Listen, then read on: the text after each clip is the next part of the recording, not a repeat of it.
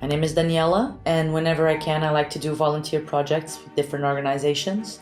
I started with India as an HIV and AIDS awareness speaker at schools and universities, and then I went to Croatia, Bosnia, Serbia, and Kosovo to work with adults with disabilities and SOS children's villages. And I also went to Bangladesh, where I worked with the slum community of Gawar, who have tried to break chains of poverty of hundreds of years through education. My most intense experience was in a refugee camp in Lesbos, Greece, where I met a lot of people that crossed the Mediterranean to get away from terrorist attacks in their countries, and specifically the Yazidi people who were victims of genocide in 2014. And they tell us your story, and they tell us the story of how they saw their elderly and their children die when they had to run from their village, which was being attacked by Daesh. Everybody who stayed behind was either killed or taken as a sex slave.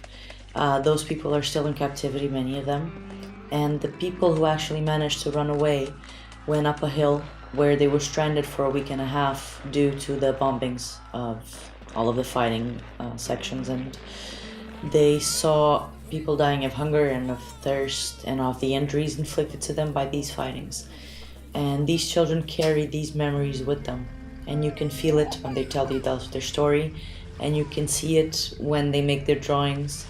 And it's just very important to them that we hear their story and that we realize that people are still there and that they're being targeted as an ethnicity to be destroyed. But in the middle of all of that, you can still feel all of the love and all of the courage and all the kindness of those kids who just want to be happy and be loved.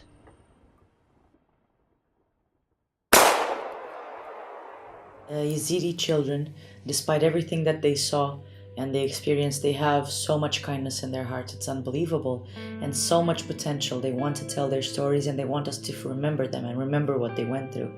And a little boy called Shahab, he's 5 years old, and this beautiful little boy, he knew I was leaving, but he forgot. So when I told him finally on the day, Shahab, okay, time to say goodbye, he couldn't believe it, and he just stared at me with these big, beautiful eyes, and he asked me to wait just 1 second, and he just ran off into the camp, and he came back, and he just had one of his little toys, and he just said, please don't forget. And just the kindness of this act, that he gave me something that was one of his only belongings, and that he just doesn't want people to forget their story. And that is just so beautiful. It's like the love and the warmth in the middle of all the tragedy.